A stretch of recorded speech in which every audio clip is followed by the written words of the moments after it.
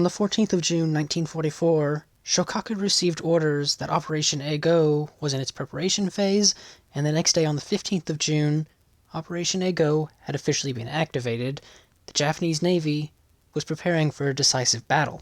Between the 18th and 20th of June 1944, the Japanese and United States fleets would engage in what became known as the Battle of the Marianas, or, in the United States, the Battle of the Philippine Sea. Shokaku was a part of Carrier Division 1, along with its sister ship Zuikaku, and the newly commissioned Taiho, which was acting as flagship, with Admiral Ozawa on board. Shokaku was under the command of Captain Hiroshi Matsubara, who had been aboard the ship since the 17th of November 1943. He would end up becoming Shokaku's fourth commanding officer, and unknown to him, he would also be its last, as unknown to Carrier Division 1, on the 17th of June, before the battle started, they had already been spotted. The USS Cavallo was operating in the Philippine Sea when it came across Carrier Division 1, and it began stalking the Japanese aircraft carriers, waiting to get into position to attack. The Japanese carriers remained safe until the 19th of June, when at 8:10 a.m., the USS Albacore fired a spread of 6 torpedoes at Taiho and scored 1 hit. Taiho largely shrugged off the damage, and the Japanese carriers were forced to reduce speed, and Shokaku also veered away from the Taiho in order to give it space. At 10:52 a.m., the USS Cavallo had caught up to the Japanese ships, and it sighted Shokaku in its periscope and began to set itself up to launch a spread of torpedoes. There were 3 other ships in Shokaku's immediate vicinity: the light cruiser Yahagi, the destroyer Yurikaze, and another ship that was possibly a heavy cruiser or a destroyer. Different sources give different ships. At 11:10 a.m., Shokaku recovered 10 of its CAP A-6M fighter aircraft in order to refuel them. At 11:21 a.m., with 9 aircraft being refueled in the forward part of the hangar, Lookout spotted a spread of torpedoes approaching Shokaku 60 degrees from its starboard bow. A total of 3 hits would be scored. The first torpedo struck just ahead of the island superstructure in the vicinity of the forward aviation fuel tanks.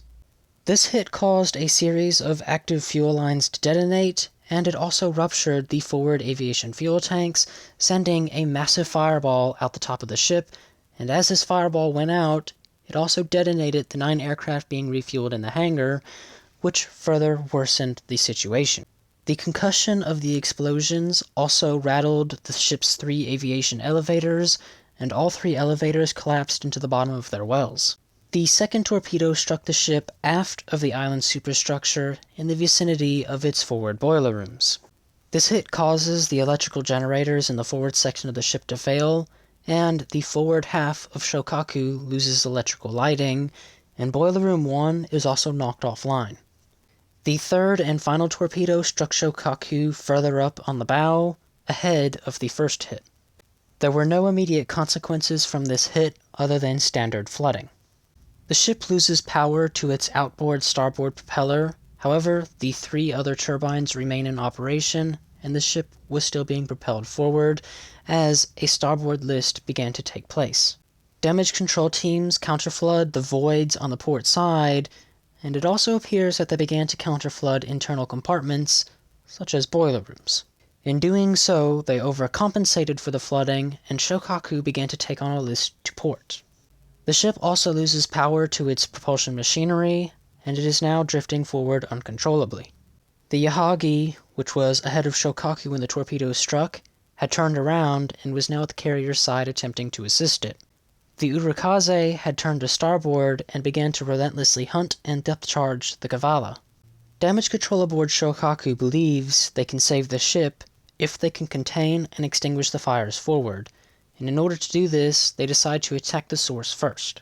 They cut off all access points and seal the forward section of the bow, and eventually, it is stated, the flames in the lower sections of the ship began to die down. The primary issue by this point was the flames within the hangars, as the damage control panel for the fire control systems within the hangars was located in the forward section of the hangars, and it had been destroyed in the initial explosions. As a result, the damage control teams had to use portable fire extinguishers and buckets of water in order to contain this massive inferno. The damage control party was also tempered by the fact that occasionally ordnance or fuel would detonate, allowing the flames to regain their momentum. By noon, the flames had moved far enough aft to where they had breached the fire curtains dividing the hangar between the forward elevator, and flames began to move amidships. By this time, Shokaku had also drifted to a halt. The ship would never move again. At about 12:15, the flames detonate a bomb within the hangar decks, and this results in a series of massive secondary explosions as, when the torpedo had struck and ruptured the forward aviation tanks, flammable vapors had begun to spread through the bow of the ship, and when this bomb detonated, it also detonated the vapors. In turn, the detonation of the vapors in the lower sections of the ship detonated the bomb and torpedo magazines. The result from these explosions was devastating. The lower hull in the bow of the ship had been heavily damaged, and the portless increased at a rapid pace, along with a noticeable bow trim. A large quantity of damage control personnel attempting to fight the flames in the bow of the ship had been killed or wounded in the explosions, and the flames were so far aft that Yahagi could see fire spewing out of the amidships elevator well. Remaining damage control personnel would continue to fight the flames, and by 13:30, the ship's forecastle was beginning to submerge. By 13:50, Captain Matsubara had realized the situation was hopeless, and he ordered the crew to prepare to abandon ship. The remaining crew gathered on the after end of the flight deck in order to take part in a roll call and the lowering of the battle flag. By 13:55, Shokaku was in its final plunge, and the waves had rushed over the forward end of the flight deck and began pouring in the open number 1 elevator well. This sudden inrush of large quantities of water in a massive space of the ship caused it to lurch over to port at a sharp pace, and the stern began to rise out of the water. Flames began to rush out of the number 3 elevator pit, and as it submerged, it sucked some of the crew back into the vessel, and they would go down with it. By 14:01, the massive aircraft carrier that had been the pride of the Japanese Navy was fully submerged, taking with it 1,272 men. The Yahagi, Urikaze, and Hatsuzuki rescue 570 survivors, including Captain Matsubara.